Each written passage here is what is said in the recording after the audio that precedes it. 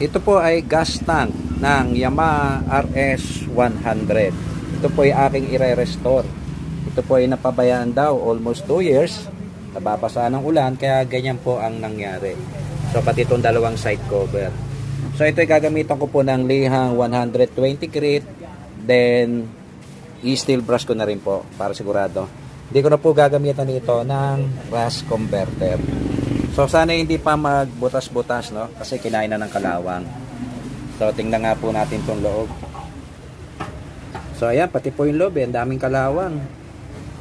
So ayan, ito muna yung aking lilihain ng 120 grit, then i-steel brush hanggang lumabas po yung pinaka-metal.